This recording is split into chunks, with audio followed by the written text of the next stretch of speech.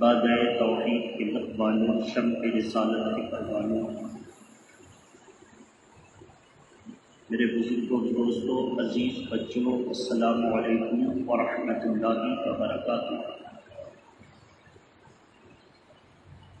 الحمدللہ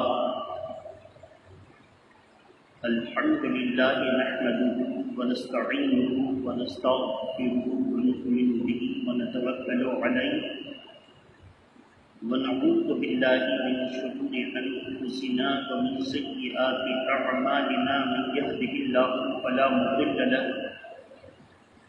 ومن یضلل فلا هادی له، ونشهد ان لا الہ الا اللہ وحدہ لا شریک له، ونشهد ان سیدنا محمدا عبده ورسوله، اما بعد فأعوذ بالله من الشيطان الرجيم، بسم الله الرحمن الرحيم، ولا تقولوا لمن يقتل في سبيل الله أموات بل أحياء ولكن لا تشعرون، صدق الله العلي العظيم۔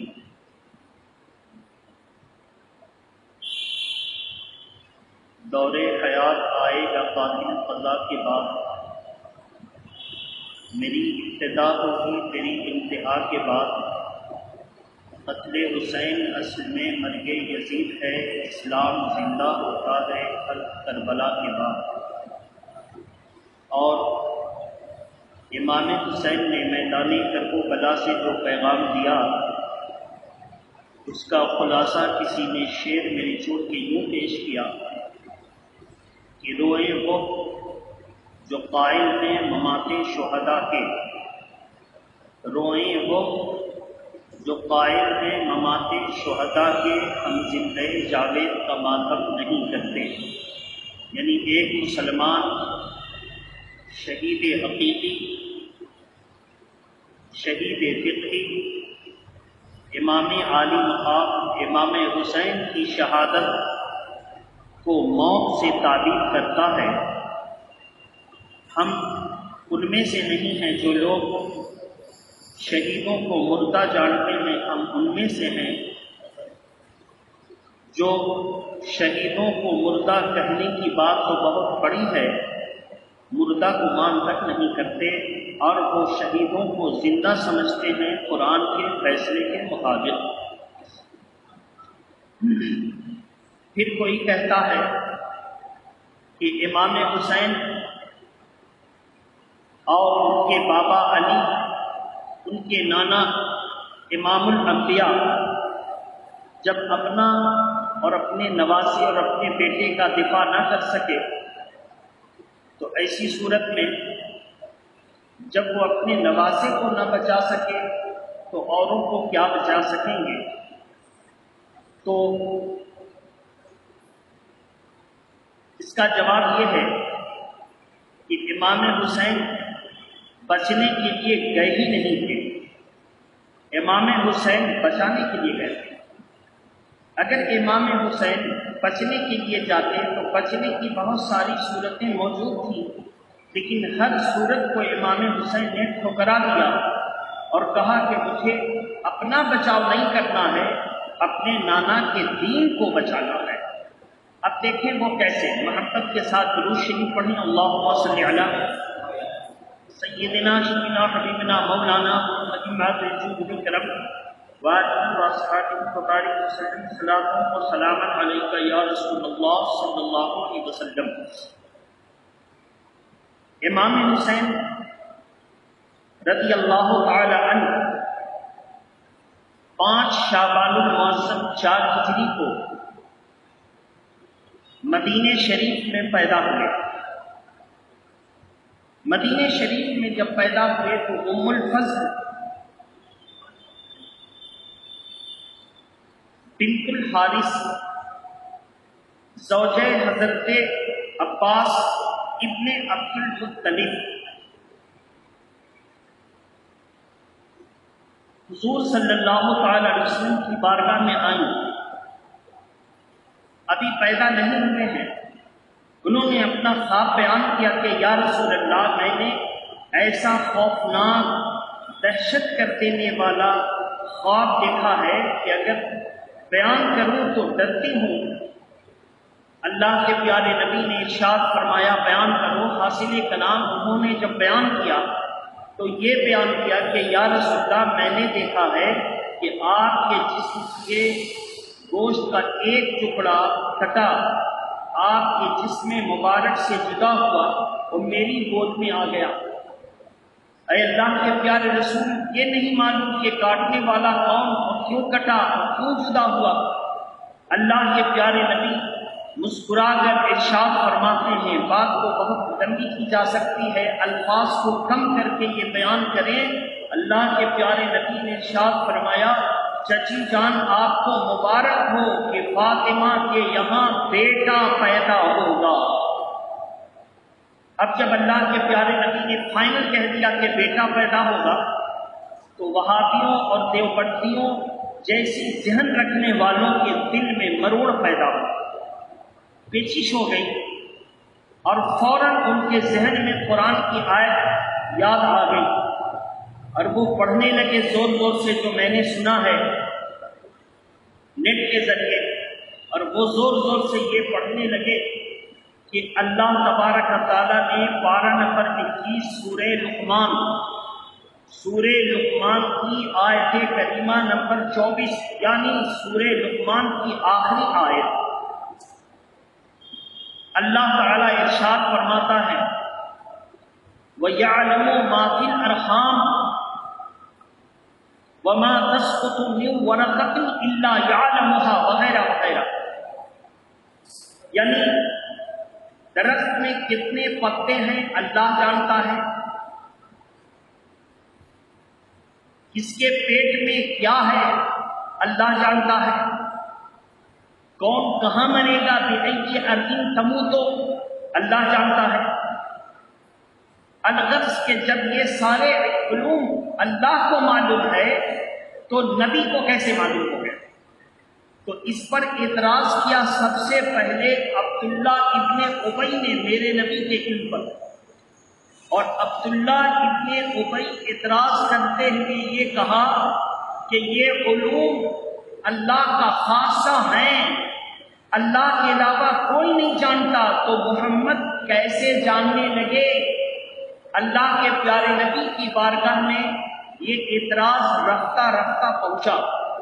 اللہ کے پیارے نبی نے صحابی کو حکم دیا کہ جاؤ سب سے کہو کہ منبر کے قریب جمع ہو جائیں، میں کچھ کہنے والا ہوں۔ اللہ کے پیارے نبی کے منبر کے قریب صحابہ اکرام جمع ہو گئے۔ میرے آقا ارشاد فرماتے ہیں کہ تم نے میرے علم پر اعتراض کیا، مجھ سے پوچھو کہ کل کیا ہوگا، مجھ سے پوچھو کہ مہینے کے بعد کیا ہوگا، مجھ سے پوچھو قیامت تک کی بات پوچھو، آنے والی قیامت تک کی جو بات پوچھو گے میں تم کو بتا دوں گا، جو بات پوچھو گے میں تم کو بتا دوں گا۔ جب اللہ کے پیارے نبی نے اس طرح چیلنج کیا، اس کے بعد کھڑا ہونے والا کھڑا ہو کر پوچھ سکتا تھا یا رسول اللہ متی الساعہ، قیامت کب آئے گی، لیکن وہ یہ نہیں پوچھتا۔ کھڑا ہو کر کھڑا ہونے والا پوچھ سکتا تھا یا رسول اللہ قیامت کا سال بتا دیجئے۔ آپ نے قیامت کا دن بتایا یوم عاشورہ، آپ نے قیامت کا دن بتایا جمعہ، آپ نے قیامت کا دن بتایا محرم کی 10 تاریخ۔ اے اللہ کے پیارے نبی، دن بتا دیا، مہینہ بتا دیا، تاریخ بتا دی، کم سے کم سال بھی تو بتا دیجئے کہ کس سن میں قیامت آئے گی۔ اللہ کے پیارے نبی سے یہ بھی پوچھا جا سکتا، لیکن نہیں، میرے نبی نے جب اجازت دی کہ پوچھو مجھ سے کیا پوچھنا چاہتے ہو، تو ذہن کو کنٹرول میں رکھا، زبان کو کنٹرول میں رکھا کہ تم قیامت کے سال کے بارے میں پوچھ ہی نہیں سکتے ہو، اس لیے کہ قرآن میں آ چکا ہے کہ قیامت بغتتاً اچانک آئے گی۔ قرآن کہے اچانک آئے گی اور نبی کہے فلاں سن میں آئے گی، تو قرآن اور نبی کے قول میں ٹکراؤ پیدا ہوگا، اس لیے ٹکراؤ کی کوئی صورت ہو نہیں سکتی۔ لوگ کہیں گے اللہ کو تو نہیں معلوم، اس نے کہا کہ اچانک آئے گی، نبی کو کیسے معلوم اعتراض پیدا ہو جائے گا؟ ایک کھڑے ہونے والے نے کھڑے ہو کر پوچھا، یا رسول اللہ میرے ابا کا نام کیا ہے؟ میرے والد کا بچپن میں انتقال ہو گیا، میری والدہ کا دوسرا نکاح ہوا، لوگ مجھے معقوب کرتے ہیں، کوئی کچھ کہتا کوئی کچھ کہتا، میری امی پر الزام لگاتا ہے، تو یا رسول اللہ میرے ابو کا نام بتا دیں۔ اللہ کے پیارے نبی نے ارشاد فرمایا، غالباً وہ حذافہ نام تھا، تیرے باپ کا نام یہ ہے۔ اس نے کہا کہ یا رسول اللہ آپ نے سچ فرمایا، میرے اپنے ابا کا نام یہی ہے۔ اب جب وہ گھر گئے تو صحابیہ کا عقیدہ دیکھیں، ان کی امی نے کان پکڑ کے کھینچا کہ تم کو اور کوئی سوال نہیں سمجھ میں آیا، یہی سوال کرنا تھا؟ بیٹے ایام جاہلیت میں عورتوں کے کیریکٹر کیسے ہوتے تھے سب جانتے ہیں، لیکن اللہ کا فضل ہے کہ میں ان بد کردار عورتوں میں سے نہیں تھی۔ لیکن جب تم نے پوچھا اگر میں بد کردار ہوتی تو آج میرا عیب سب پر ظاہر ہو جاتا۔ کیوں کہہ رہی تھی؟ جانتی تھی کہ اللہ کے پیارے نبی کو علم غیب ہے کہ کون کیا ہے۔ ایک صحابیہ کا عقیدہ علم غیب، صحابی کا عقیدہ علم غیب نبی کو ہے، اہل بیت کا عقیدہ علم غیب نبی کو ہے۔ اگر کسی کا اس میں اختلاف ہے تو وہابیوں اور دیوبندیوں کا اختلاف ہے، وہ کہتے ہیں نبی کو علم غیب نہیں۔ بہرحال اللہ کے پیارے نبی نے فرمایا فاطمہ کے یہاں بیٹا پیدا ہوگا، اور ٹھیک بیٹا پیدا ہوا۔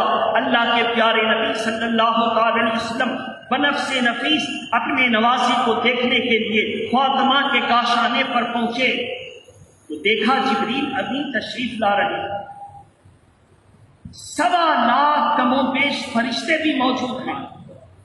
اللہ کے پیارے نبی نے علی کے گھر میں علی کو دروازے پر کھڑا کر دیا، علی اندر نہ جانا، دروازے پر کھڑا رہنا، اور جو کوئی آئے تو کہہ دینا کہ اللہ کے نبی نے تمہیں یہیں روکا ہے۔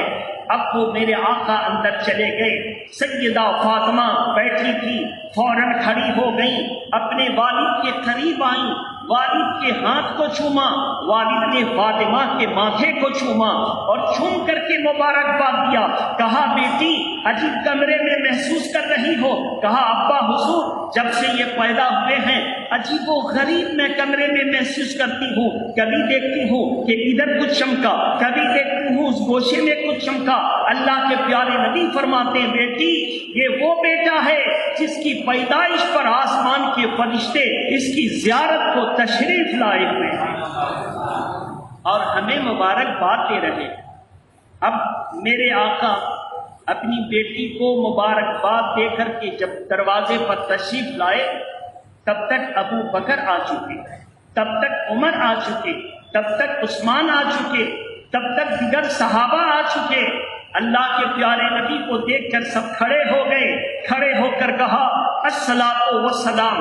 صحابہ کا طریقہ تھا وہ اس کو الٹ کر بولتے تھے علیک الصلاۃ والسلام۔ جب علیک پہلے آئے تو اس کا معنی یہ ہوگا خاص آپ پر اللہ کا صلاۃ و سلام، اور جب الصلاۃ والسلام علیک تو خاص کا لفظ ہٹ جائے گا۔ علیک قبل کرنے میں یہ فائدہ دیتا ہے، خاص آپ پر الصلاۃ والسلام۔ بہرحال میرے محترم بزرگ اور دوستو، اللہ کے پیارے نبی نے کہا ہاں میرے فاطمہ کے ہاں بیٹا پیدا ہوا اور فرشتے آئے مبارکباد دینے کے لیے، میں آیا ان کی مبارکبادی دینے کے لیے۔ اللہ کے پیارے نبی چاہتے تو مدینہ شریف میں مسجد نبوی میں بھی مبارکباد لے سکتے تھے، حجرے عائشہ میں بھی مبارکباد دے سکتے تھے، ام سلمہ کے حجرے میں بھی مبارکباد دے سکتے تھے، لیکن آئے فاطمہ کے گھر۔ بتانا یہ مقصد ہے جب فاطمہ کے گھر آئے تو فاطمہ نبی کو دیکھ کر کھڑی ہو گئیں، اللہ کے پیارے نبی فاطمہ کو دیکھ کر کھڑے ہو گئے۔ اس سے پتہ چلا تعظیم کے لیے مقدم حیثیت کو، بزرگ شخصیت کو یا جس کو مان سمان دیا جائے، ادب کے لیے کھڑے ہونا جائز ہے اور نبی کی سنت ہے۔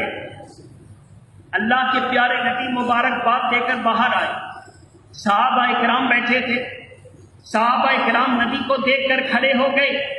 اللہ کے پیارے نبی چاہتے تو فرما دیتے کہ اللہ کے علاوہ کسی کے لیے کھڑے ہونا حرام، بیٹھے رہو۔ لیکن جب صحابہ کھڑے ہو گئے تو میرے آقا پوچھتے ہیں جانتے ہو کہ میں کیوں یہاں آیا؟ کہا ہاں یا رسول اللہ آپ بتا دیں۔ صحابہ بھی کھڑے ہیں ادب کے لیے، صحابہ کو بتایا میں اس لیے آیا کہ میں فرشتوں کی مبارکباد کو قبول کروں، کہیں بھی کر سکتے تھے۔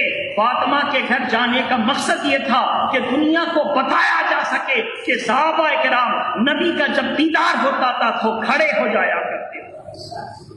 میرے محترم بزرگ اور دوستو، بہرحال امام حسین کی پیدائش ہو گئی۔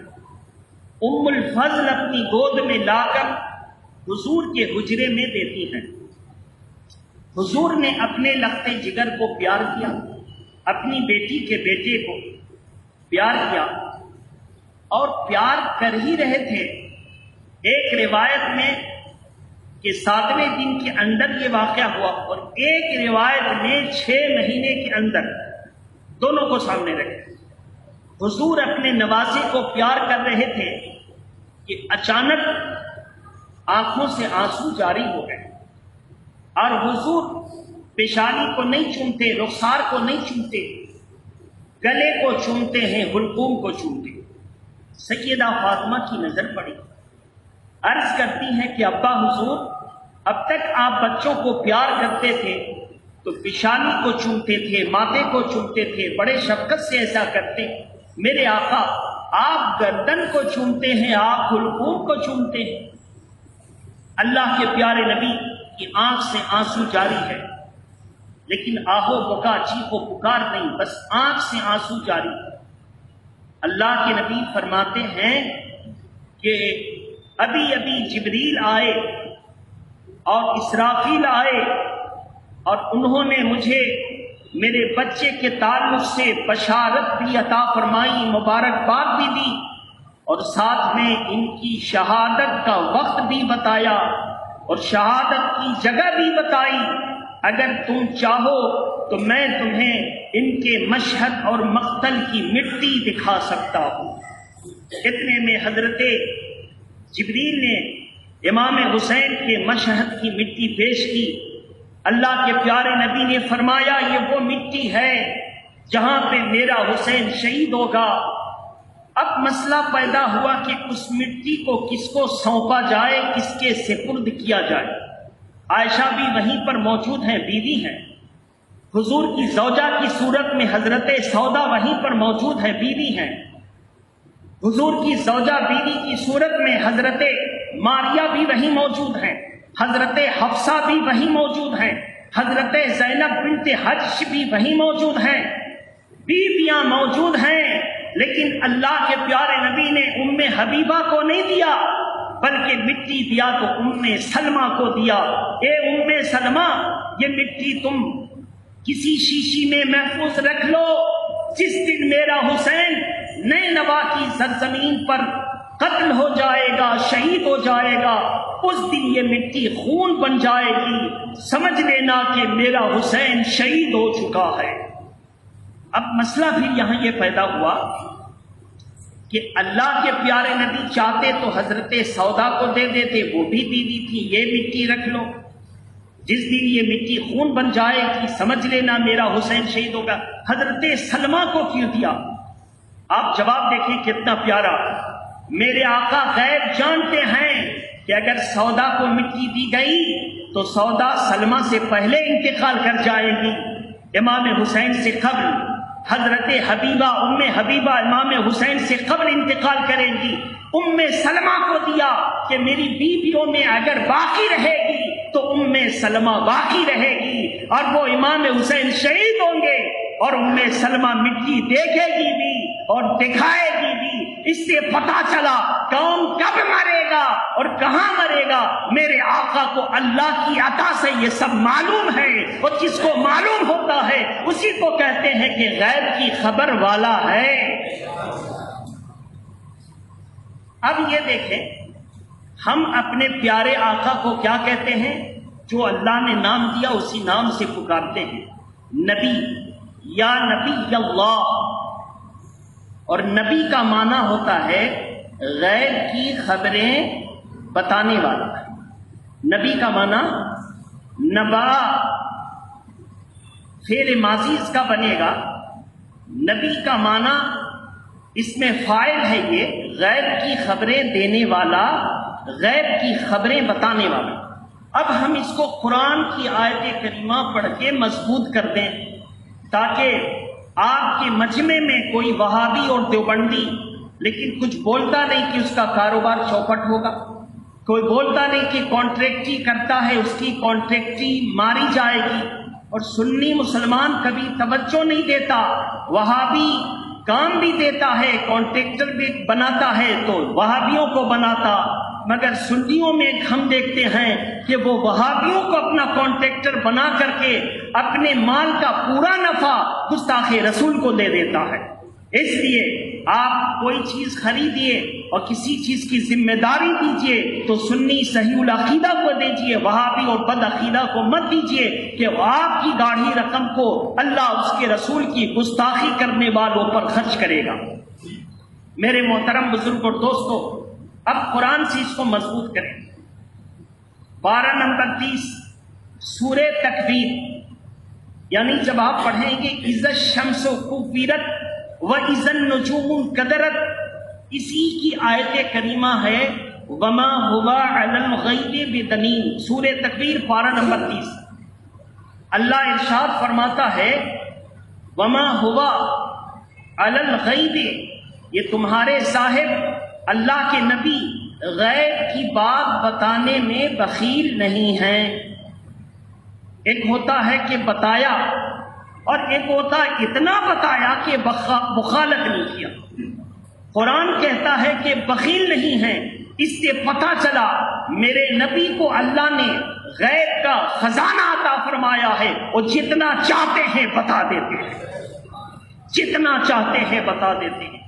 پھر اس کے بعد اٹھائیے پارہ نمبر 4 رکوع نمبر 8، پارہ نمبر 4 رکوع نمبر 8، وما کان اللہ لیطلعکم علی الغیب ولکن اللہ یجتبی من رسلہ من یشاء، پارہ نمبر 4 رکوع نمبر 8۔ اللہ کا ارشاد کہ یہ نبی غیب کی باتیں پر مطلع کر دیتے ہیں، اور اللہ غیب کی باتوں کا علم اسے عطا کرتا ہے جسے اپنے رسولوں میں چن لیتا ہے۔ وما کان اللہ لیطلعکم علی الغیب، اللہ ہر عام ہر کس و ناکس کسی کو بھی غیب کا علم نہیں دیتا، ولیکن اللہ یجتبی من رسولہ من یشاء، لیکن اپنے رسولوں میں سے جسے چن لیتا ہے اسے عطا فرما دیتا ہے۔ اس سے پتہ چلا ہر کسی کو یہ ملکہ، ہر کسی کو یہ قوت اللہ نہیں دیتا، اللہ اپنے رسولوں میں یہ قوت اس کو دیتا ہے جس کو چن لیتا ہے۔ میرے نبی کو چن لیا تو قرآن نے اعلان فرما دیا۔ پھر اس کے بعد بہت سارے غیوب اپنے اور نبیوں کو عطا فرمائے۔ میرے نبی کو کتنا دیا؟ اتنا دیا، اتنا دیا، ناپ تول کچھ نہیں۔ کیا دیا وہ سنیے، پارہ نمبر 5 اللہ تبارک و تعالیٰ کا ارشاد وَعَلَّمَكَ مَا لَمْ تَكُنْ تَعْلَمْ وَكَانَ فَضْلُ اللَّهِ عَلَيْكَ عَظِيمًا۔ اللہ فرماتا ہے قرآن میں میرے محبوب وَعَلَّمَكَ مَا لَمْ تَكُنْ تَعْلَمْ، اور اللہ نے آپ کو علم غیب اتنا عطا فرمایا، اتنا دیا کہ اتنا کسی کو نہ دیا، اتنا دیا کہ کسی کو نہ دیا۔ اور یہ کیا ہے؟ یہ اللہ کا فضل عظیم ہے، جسے چاہتا ہے اپنا فضل عطا کر دیتا ہے۔ بہرحال اب اگر اور دیکھنا چاہیں تو سورہ جن پارہ نمبر 29 اللہ تبارک و تعالیٰ کا ارشاد عالم الغیب فلا یظہر علی غیبہ احدا الا من ارتضی من رسول، وہ غیب کا جاننے والا اللہ اپنا غیب کسی کو نہیں دیتا، لیکن اپنے رسولوں میں سے جسے پسند کر لیتا ہے اسے عطا کر دیتا ہے۔ تو میرے نبی کا نام مجتبی، مجتبی کا مطلب چنا ہوا۔ قرآن کے مطابق میرے نبی چنے ہوئے ہیں علم غیب کے معاملے میں۔ میرے نبی کا نام مرتضی، مرتضی کا معاملہ پسندیدہ، اس کا معنی پسندیدہ، گویا کہ میرے نبی غیب کے معاملے میں اللہ کے پسندیدہ بندے ہیں۔ اب کہہ لیجئے میرے نبی کو ذاتی کوئی غیب نہیں ہے، جو غیب ہے وہ اللہ کا عطا کیا ہوا ہے۔ اب کتنا ہے؟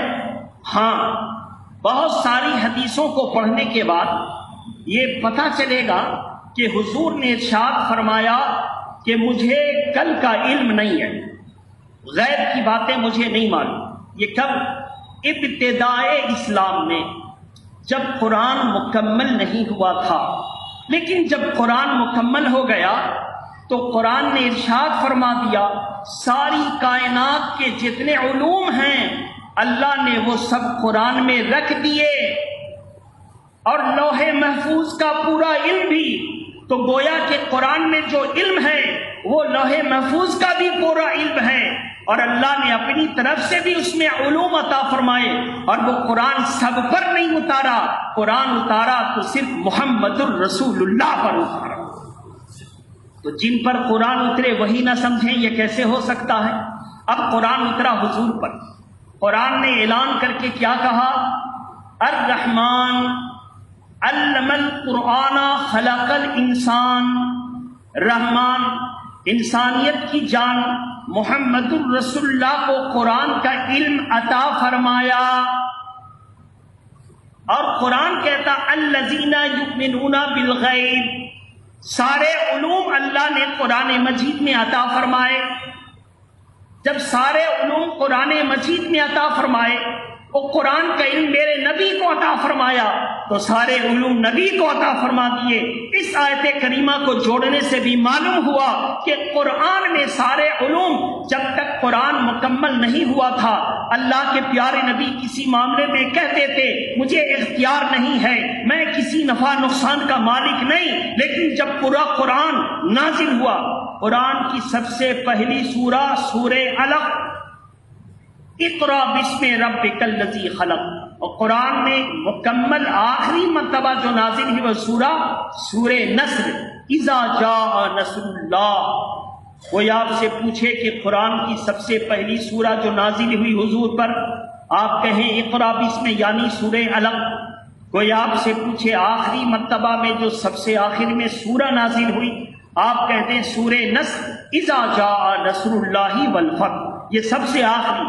اس کے بعد آیت کریمہ کا حصہ نازل ہوا، آیت کریمہ نازل ہوئی، مثلا حجۃ الوداع، آخری حج کے موقع پر قرآن مجید کی آیت کریمہ نازل ہوئی، قد جاءکم من اللہ نور۔ تو یہ آیت کریمہ پوری سورہ نہیں، پوری سورہ جو آخری میں نازل ہوئی وہ سورہ نصر۔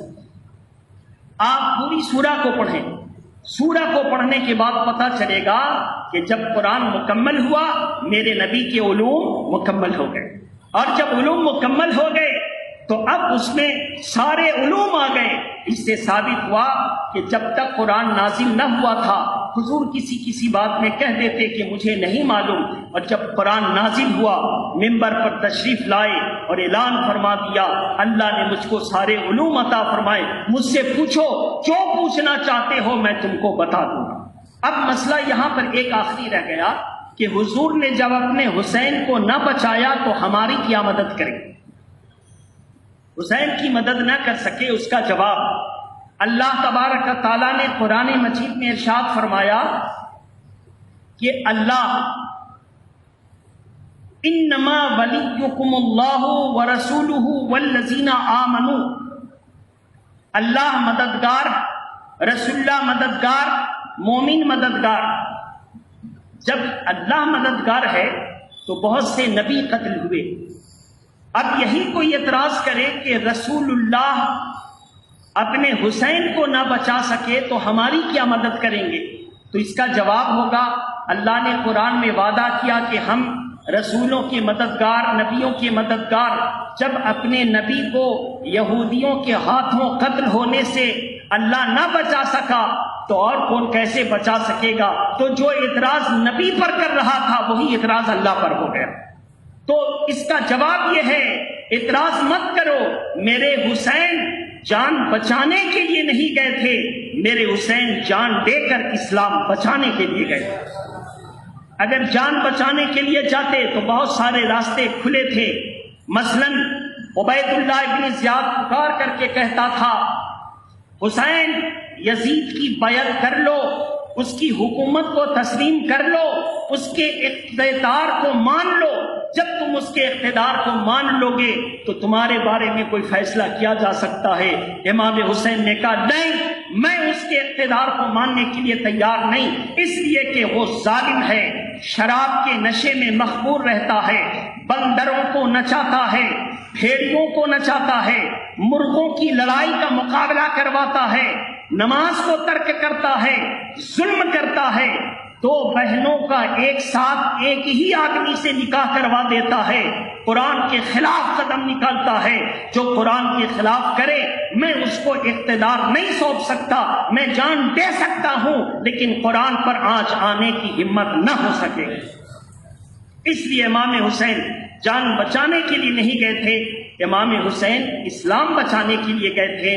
پوری تاریخ کی کتاب قرآن و حدیث کھنگال دیں، نبی کی کوئی ایسی دعا نہ ملے گی کہ ہاتھ اٹھا کر کہا ہو یا اللہ میرا حسین جب کرب و بلا میں ہو اس مصیبت سے نجات عطا فرما، میرے حسین کی جان کی حفاظت فرما، ایسی دعا نہیں، بلکہ دعا کیا تو یا اللہ آتینی الحسین صبر و اجرا، میرے حسین جب کرب و بلا میں ہو تو صبر بھی عطا فرما، اجر بھی عطا فرما۔ دعا کیا تو یہ دعا کیا، حالانکہ نبی اگر چاہتے تو دعا کر دیتے، یہ کرب و بلا کا واقعہ ٹل جاتا۔ جب مومن کی دعا سے مصیبت ٹل جاتی ہے تو مومن کے ایمان کی دعا سے مصیبت کیوں نہ ٹلے گی؟ میرے آقا نے کبھی دعا نہ کی، بلکہ آپ کے ساتھ بھی ایسا ہوتا ہے، جب آپ کا بچہ ایگزام ہال میں بیٹھتا ہے، آپ اس کو جاتے ہیں چھوڑنے کے لیے، باہر بیٹھ کر دعا کرتے ہیں، اے اللہ میرے بچے کے ذہن میں سارے سوالات کے جواب آ جائیں، وہ صحیح جواب لکھ دے، کوئی غلطی نہ کرے۔ آپ یہ دعا نہیں کرتے یا اللہ اس امتحان کو ٹال دے، یا اللہ یہ امتحان کینسل ہو جائے، یا اللہ یہ امتحان ریجیکٹ ہو جائے، یہ امتحان ملتوی ہو جائے، آپ یہ دعا نہیں کرتے، آپ دعا کرتے یا اللہ میرے بچے کو امتحان میں کامیابی عطا فرما۔